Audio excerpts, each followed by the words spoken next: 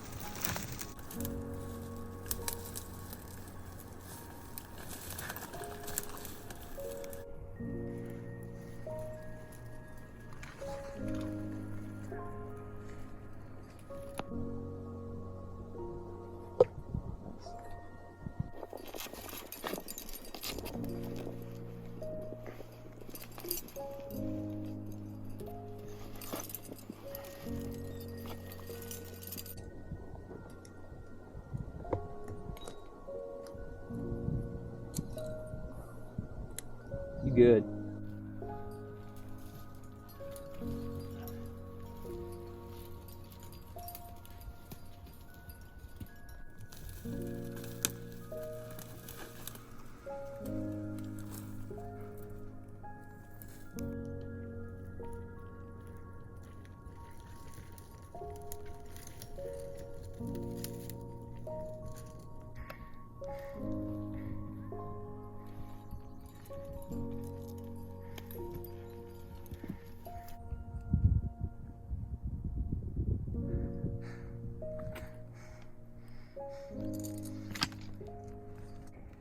All right, 9 a.m. We're at the base of the North Rib. There's a false summit of North Peak. It's been pretty tough so far. Definitely harder than Johannesburg. A lot steeper and more sustained steepness, like there's no rest spots. And the bushwhacking's really annoying. Sustained bushwhacking. The bushwhacking is quite sustained. So now we're gonna climb some easy 5th class up this rib, in theory, and then scramble over the false summit to the true summit. Hopefully be up there around noon.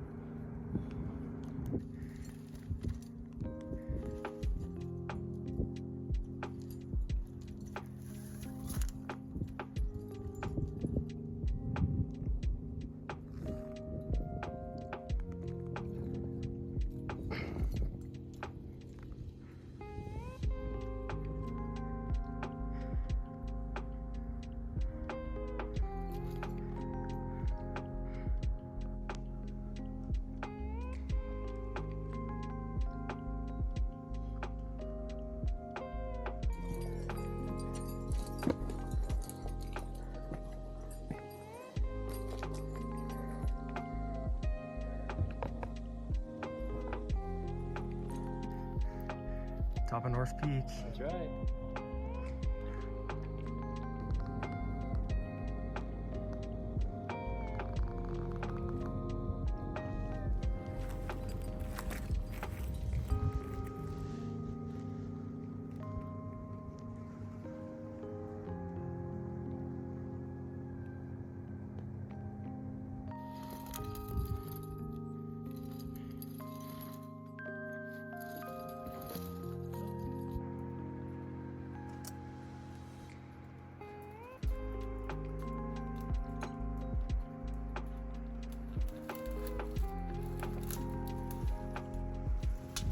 Oh, wow.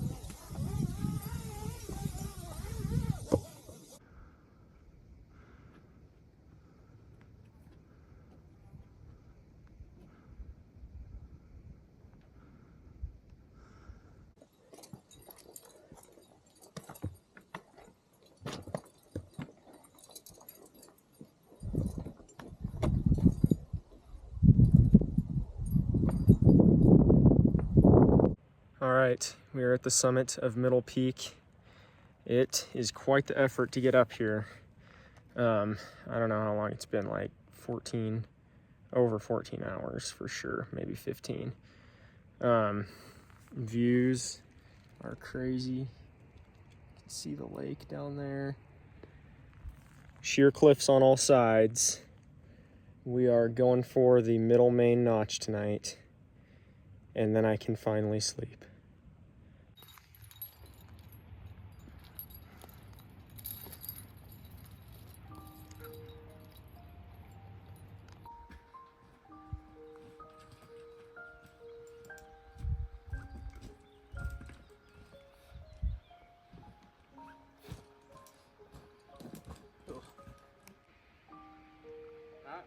That looks like a decent spot.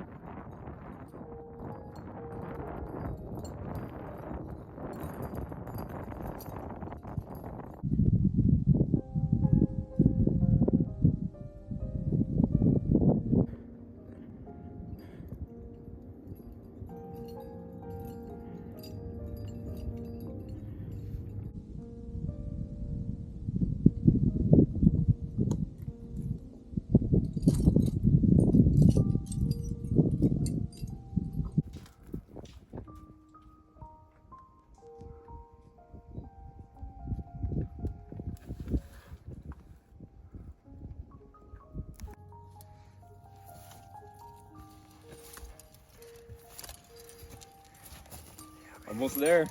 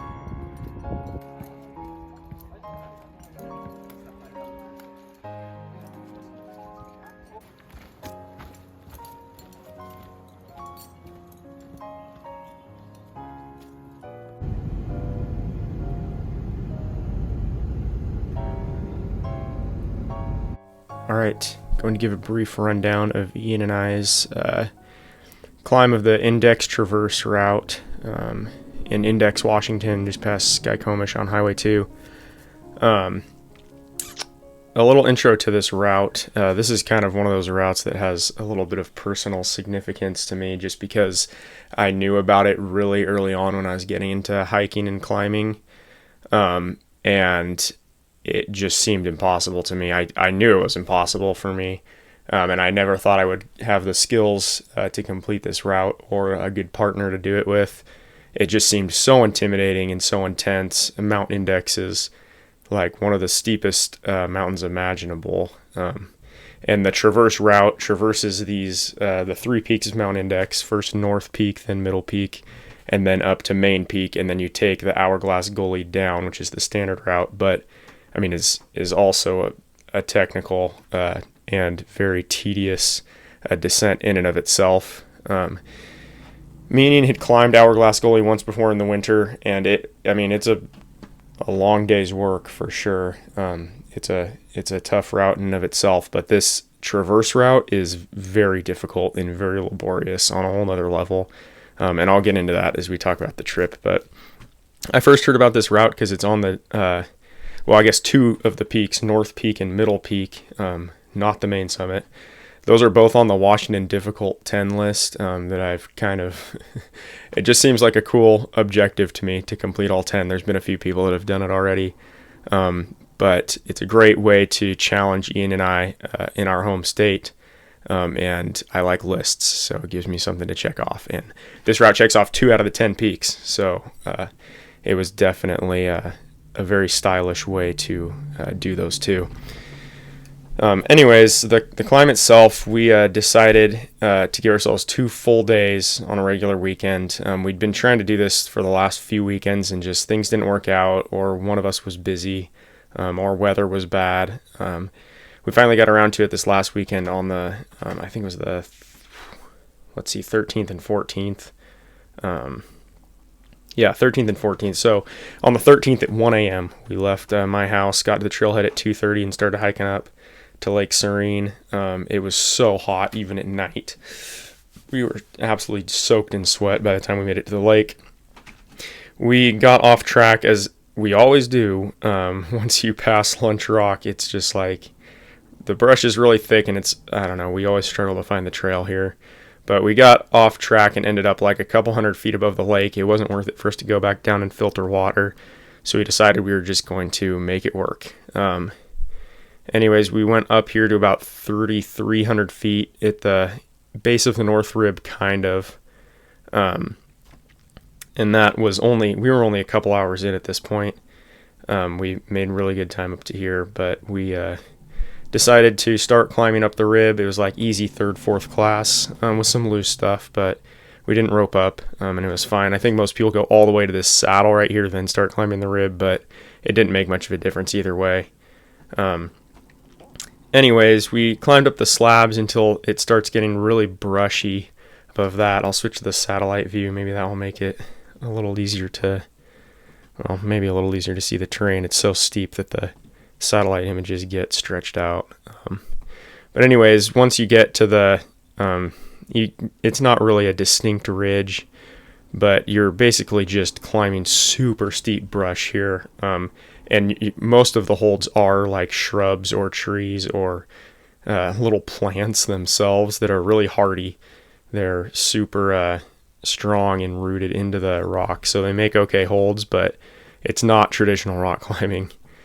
Anyways, we just kind of continued up. There's bail anchors everywhere, so there's no way to tell if you're en route or not. And the trip reports on this part were all really confusing. There's not a lot of super distinctive features to go off of on this lower part, so we just kind of forged upwards, path of least resistance, and we ended up at this saddle. It looks like a flat spot, but it's not. There's a huge spire right here that's really vegetated, and there's a saddle between the spire and the rest of the mountain. So we made it up to that spire, and we could see across.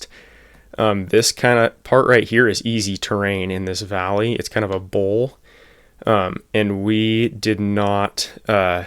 we were trying to get into the bowl down here, and we didn't realize we were like almost above it until we got to this saddle, and realized that going would have been quite a bit easier in here. But anyways, we're way too far east, so we traversed across the bowl.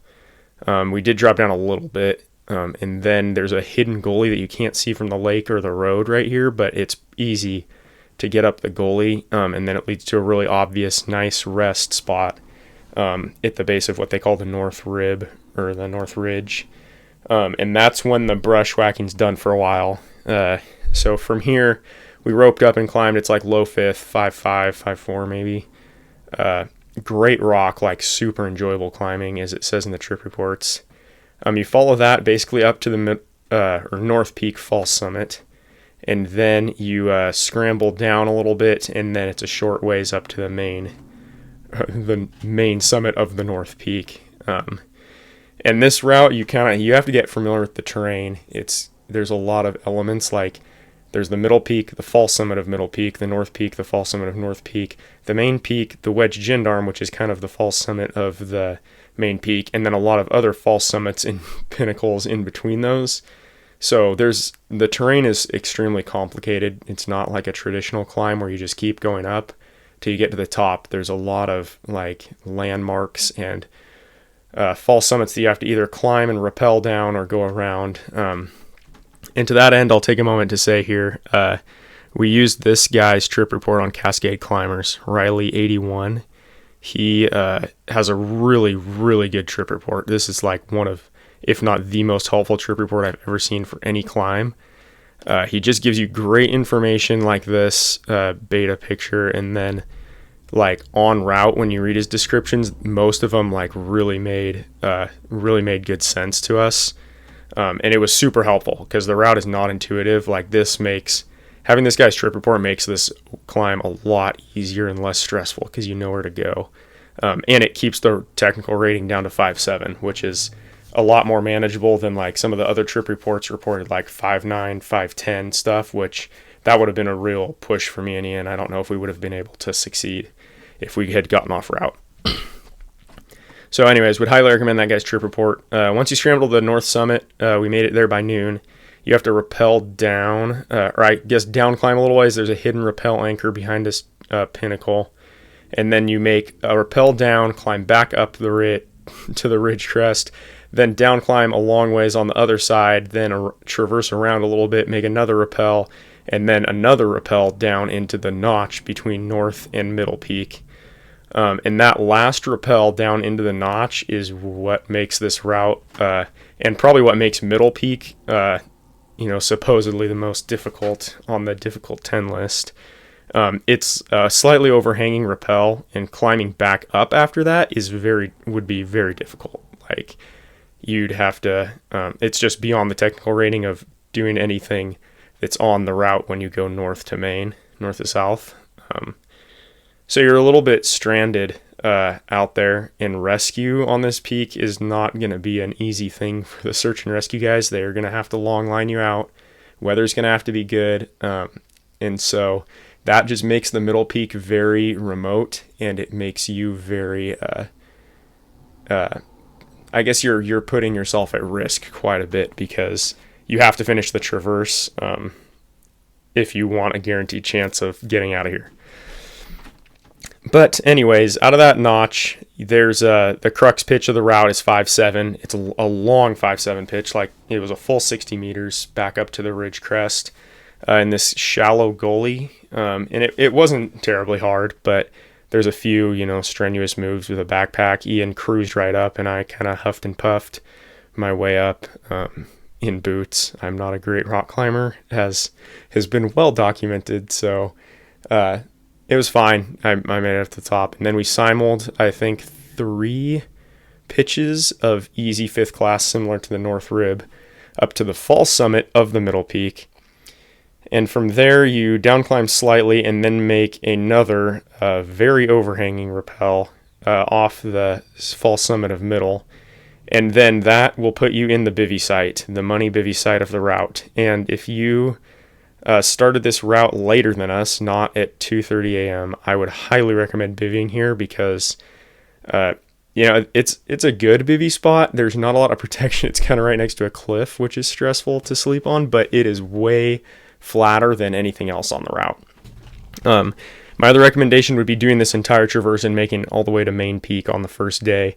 Once you kind of get up to the upper slopes of Main Peak, it's a lot more moderate, so there's a ton of spots you could bivvy, but that's a huge effort. Me and Ian probably could have done it with the amount of daylight we had, but we weren't 100% sure. So that said, we got to this bivvy site at, I think, like 3 p.m., maybe almost 4, and we kind of had to hunt around to find it because we moved right past it. We were headed for water.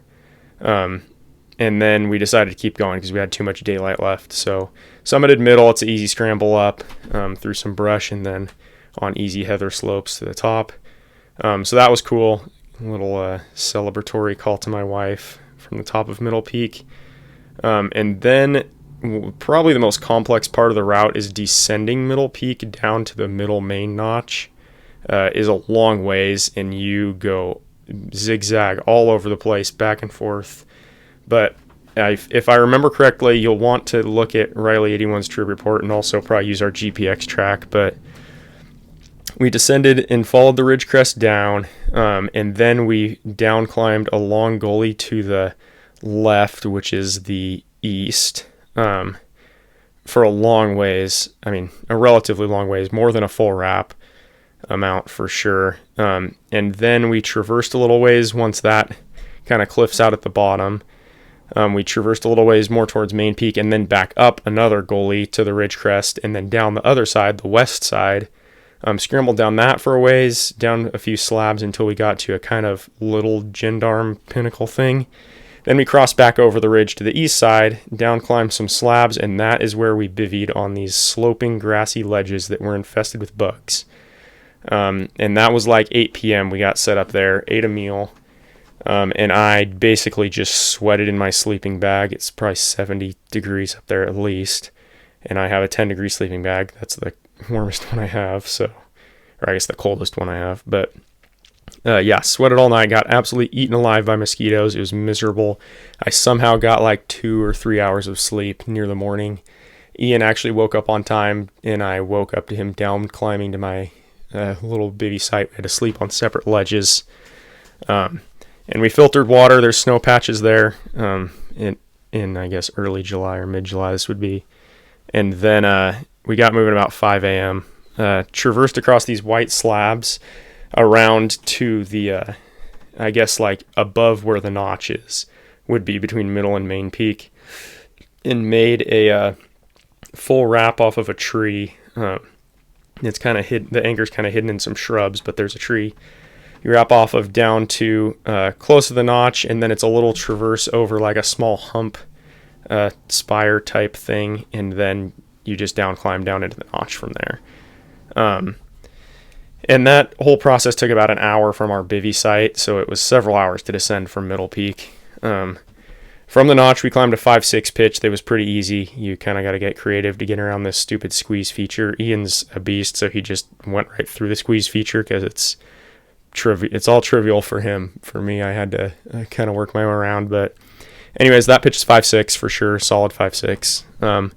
And it's shorter, like 35 meters. We made it up to some shrubs at the top of that we scrambled up, and then more steep heather ledges. And then that brings you out to a little more exposed terrain on this ridge, which is actually the top of the Norwegian, I guess that'd be the South Norwegian buttress route. And this ridge is like easy but exposed scrambling, maybe some low 5th class in there. You follow that for quite a while. Until you get to the top of what they call the wedge gendarme, which is not the big gendarme that's like part of Main Peak. It's you can't tell it's a gendarme until you get on the other side, but you basically almost summit that and then down climb / I can't remember if we rappelled off the backside of that. I think we just down climbed the backside of the wedge gendarme, and then that leads you to another notch.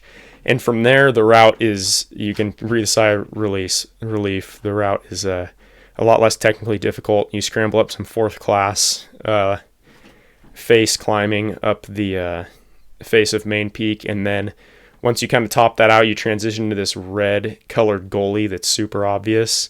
Climb up that for maybe 50 more feet, and then you pop out on some easy grassy ledges, and then you traverse hard right or west on those ledges, and that will tie you into the easy west slopes of Main Peak, and from there it's just a walk to the summit, which is here. We got to the summit at 8 a.m., so we made great time the second day. In hindsight, we had enough daylight to make it up there day one, and starting at 2:30 p.m., so take that as you will, but that would have been a horrible day, but we could have made it. Anyways, then it's a easy walk down to the top of Hourglass Gully here, which isn't super easy to tell which one is Hourglass because there's a few gullies, but it would be good to have a GPX track downloaded for this route. There's a few out there, plus this one, obviously. And then descending Hourglass Gully absolutely sucks. I would guaranteed have crampons for this at the minimum. And I kind of regret not bringing an ice axe. It could have saved us an hour at least to bring one of those little gully ice axes, but we rappelled down one waterfall. There's a really hidden wrap anchor in a tree. Fell down one waterfall onto some snow, and then down climb for like an hour tediously on the snow. Ian didn't have crampons, so I don't know how he survived, but he's a mountain goat, so he just does his thing. Then I kind of traversed over, found another tree and some shrubbery over here, rappelled down another waterfall, got totally soaked. We made a second rappel actually right off the bottom of that first one, and that took us down to the snow. So it was 2 wraps before we got to the snow. Down climbed the snow, traversed over, found the hidden wrap anchor in the shrubs, rappelled down another waterfall, got soaked. So that was 3 total waterfall wraps, and then that bottom of that one, the rope doesn't reach. There's a little short, like 20, maybe 30 foot rappel off the end of that, down another waterfall to the where you can step onto this snow patch here. This one's more low angle, so we just kind of slid down to the rocks, and then it's just walking down, down, down, down, down until you get to the bottom side of this cliff here. Go under it, across the boulder field, and then you join the East Ridge route, which is some serious bushwhacking work. You stay exactly on the ridge crest on this part. If you try, it looks really easy, like, oh, I can go straight down to the lake this way, which would be to the north. Do not do it. You'll get cliffed out, and you have to climb all the way back up to the ridge crest and keep going. So no matter what you do, you stay exactly on the ridge crest all the way down. Through here, we made 2 rappels. There's trees everywhere that the rope gets tangled in, and they're like those spiky little shrubs. I was wearing shorts and a t-shirt this whole time, so I got completely torn up, arms and legs. And we were both hurting. We were pretty worked at this point. So then once we got to the saddle, it's just kind of boulder field hopping down this slope about 1,000 feet or a little less to the lake. I immediately took my boots off and jumped in all my nasty clothes, and it was amazing. Definitely the highlight of the trip was jumping in right here. Cooked up a meal, drank some coffee actually that I had with me, and then also some of that Peak Refuel rehydration mix stuff. Anyways, then we boulder hopped around the west side of the lake and joined the crowds at Lunch Rock, and then it was a quick walk down the trail back to the car. I'll go over inventory a little bit here. There's not much to say. This was a super minimal summer rock climbing kit, no tent. Mosquitoes were horrendous this entire time. Even up on the summits, there's swarms of mosquitoes. I got like thousands of mosquito bites. New stuff, I got these merino wool, darn tough socks. Those are great. And I'll put a link to this in the video description. But anyways, nothing else really of note here. I did take crampons. I should have taken a single ice axe probably. I took these Cascade Mountain Tech trekking poles as my second pair. I snapped them both again, so these probably get snapped approximately every other trip, and I'm done using them because I'm tired of, well, I guess not tired of, but 2 failures of both poles like this close together is pretty annoying, and their warranty department was really frustrating last time. I snapped them on my first trip using them, just like literally walking downhill, and they would not replace them. So, and other people have had good luck with them, but I'm 200 pounds, and these are not made to be used by a 200-pound dude walking downhill, clearly. So I'll go back to getting some of the expensive black diamond ones that actually hold up to some abuse. Other than that, I don't have much else to say. We were pretty light, 33 pounds. That includes the rope. We had a 70-meter rope, and you definitely should have a 70-meter for this route. Some people said you can do it with a 60, but we bottomed out on like 4 of the 8 or 10 or however many rappels there are. Probably half of them, actually. We used every inch of the rope with a 70, so I'd highly suggest using that. I put a trip report on Cascade climbers. I'm doing that from now on. AllTrails has a character limit on their notes section, which is super annoying, so I'm not putting the trip reports on there anymore because it's too short. I'll post them on Cascade climbers and put a link. And then I was going to talk about the difficult 10 list. So me and Ian have done 4 of these now. We did, excuse me, fix that. Come on. So now we've done number 1, number 2. We attempted number 3 when we did Price Glacier. Haven't done that yet. And then we did North Index, which is number 8, and Johannesburg, which is number 9. I'd like to complete this list in the next few years, especially since we've already done the hardest 2, supposedly, on the list. And Nooksack does not seem that hard. Like, that seemed like we could easily have summited it. So just don't really want to go back to that approach in the near future. But the rest of these look fun. Inspiration looks fun. Hosemine looks fun. Hard Mocks looks fun.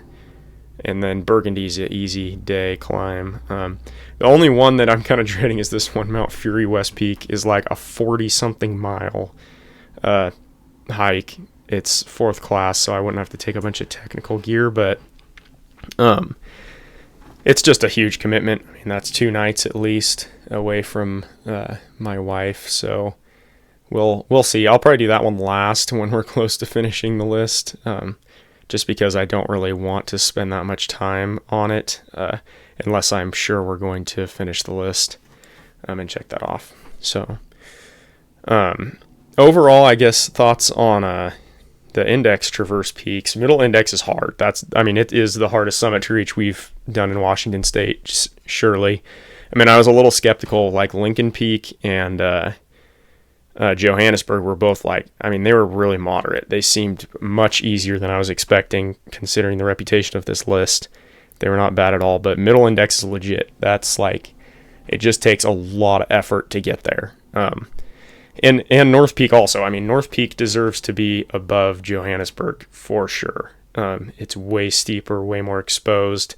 The climbing is technically harder. And the only thing it's got going for it is the approach is short, but still, it's legit. So yeah, I would say this traverse, you want some other climbs under your belt before you attempt this. Definitely make sure you can climb well above 5.7. And I'd do a few other peaks on this list actually first, before you try to do the traverse. It's a lot of effort, and it's extremely mentally exhausting to be that exposed for that long in no-fall terrain. You're basically in no-fall terrain for 12 hours. We were 12 hours straight the first day of maybe more than that actually, of literally no-fall terrain, and then you got to wake up the second day and do it some more. Is hard. That takes a lot of mental resilience, I think, and I have a lot of respect for the people that have done this traverse. If somebody tells you they've done the index traverse, I would say that is a mark of a definitely a legit Washington climber. So congrats on the people that have done this. You guys are beasts. Me and Ian squeaked our way through as usual, but we're certainly improving our skills. We learned quite a bit on this trip as well, of just efficiency and how to continue to move quickly through the tough terrain and do it safely. So that was a long talk. I've been droning on. Thank you for tuning in, and hopefully you enjoyed this video, and we can put some new ones out soon for you. Thanks for watching.